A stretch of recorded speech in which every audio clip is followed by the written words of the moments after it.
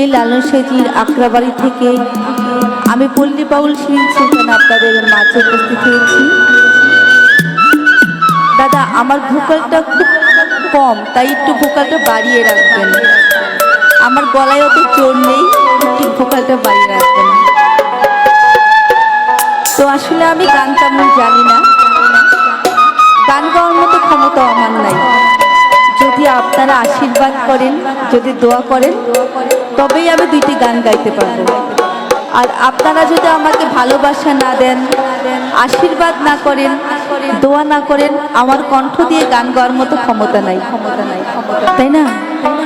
কারণ মানুষের মাঝে স্বয়ং সৃষ্টিকর্তা বিরাজমান। আর আপনারা যারা এখানে আছেন সবাই মহৎ মানুষ, সোনার মানুষ, তাই আপনাদের চরণ ধুলি আমার খুবই প্রয়োজন। তো আমি লালন সাঁইজির খুব পরিচিত একটি গান দিয়ে শুরু করছি। ভুল ত্রুটি অবশ্যই ক্ষমা সুন্দর দৃষ্টিতে দেখবেন।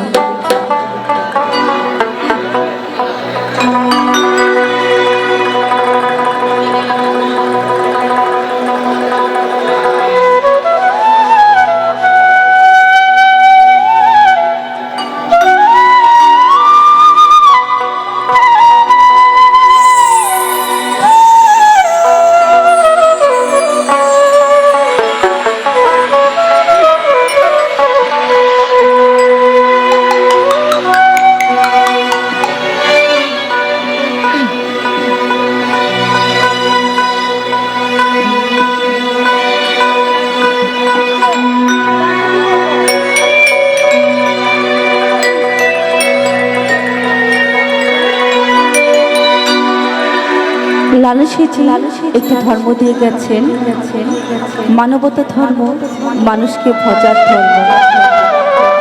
তাই তো ভক্তগণ যখন সাঁইজিকে প্রশ্ন করেছিলেন, সাঁইজি আপনি কোন জাতির ছেলে, হিন্দু, মুসলমান, বৌদ্ধ নাকি খ্রিস্টান?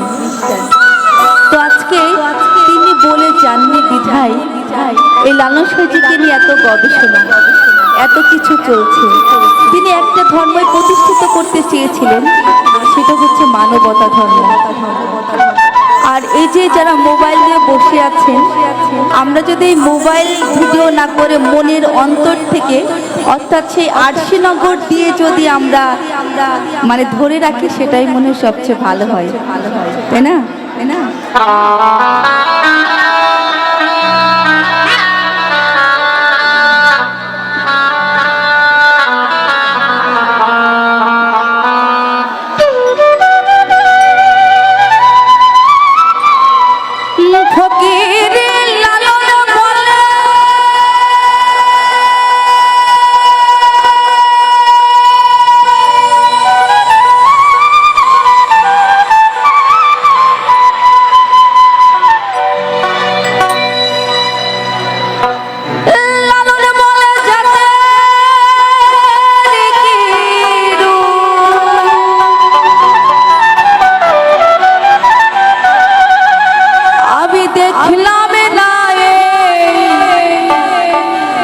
নজরে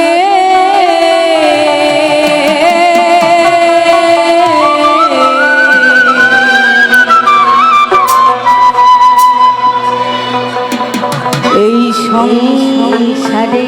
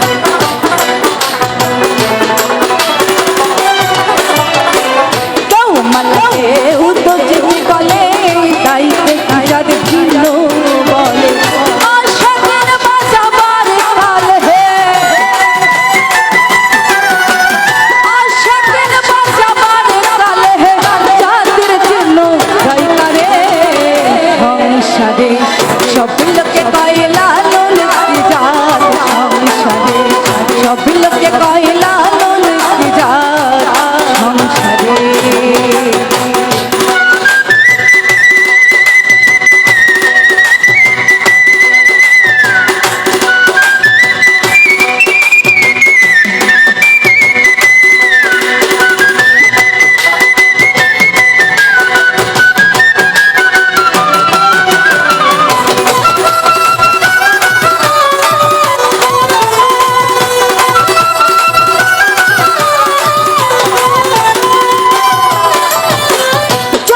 যুগে জাতির কথা গল্প করে যথা তথা